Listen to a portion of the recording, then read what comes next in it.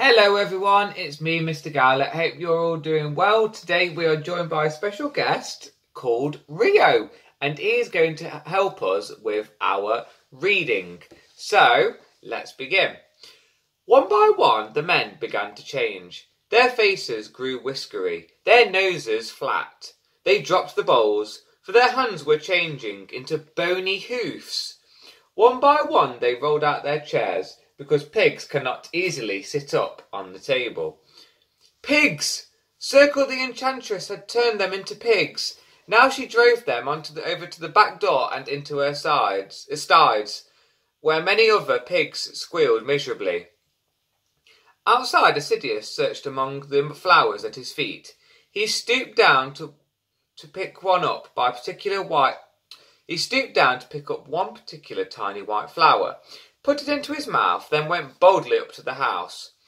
"Come in! So happy to see you!" Circe's voice was as sweet as her face. She brought Odyesseus bread, honey, and wine.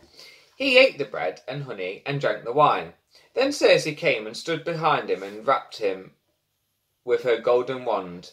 "Now get to the sty with the rest of the pigs."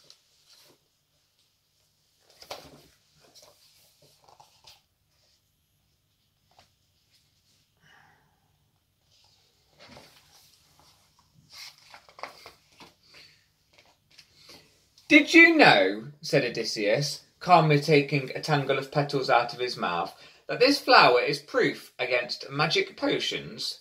Circe struck him again, but she saw that her charms were powerless. "Odyesseus," she said. She knew his name. That startled him. "A fortune-teller once foretold that I would be out-tricked by one Odyesseus, king of Ithaca. You are my fate. I lay my magic and my heart at your feet." "Just turn those pigs back into men," said Odyesseus. Circe ran and thrust a golden wand into each pig's pink ear, and in moments the yard was crowded with shivering men on hands and knees. "Now will you love me?" Circe begged. "My wife, Penelope, is waiting for me at home," said Odyesseus. But for 1 whole year he stayed on Circe's island. Careful, mister. Then one day he went to Circe and said he must leave for home. "It's such a dangerous voyage," she sobbed. "You must pass the hideous sirens and then the whirlpool Charybdis. But if you must go, listen carefully and do exactly as I tell you." Circe told Odysseus and his men to plug their ears with wax so as not to hear the song of the sirens. But Odysseus was curious to hear the famous singers. After setting sail, he told his men to rope him to the mast, and he did not plug his ears. As the last knot of rope was tied, a sort of music came floating across the ocean.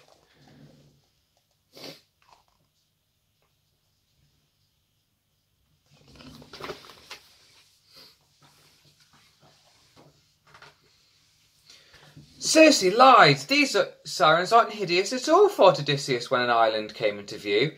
"They're beautiful. Untie me, men, and let me swim over and speak to them." But his men could not hear him. The siren's singing grew sweeter. Its loveliness almost burst Odysseus' heart. "Untie me," he cried. "You go on if you like, but I must stay. These ladies need me. Listen! They're calling me. Let me go." But his men could not hear him, and as the boat sailed away from the island, the singing grew softer. "What did you say?" asked Odysseus. "Vultures with women's heads, perched on a rock," said his friends, "and the bones of 1,000 dead sailors."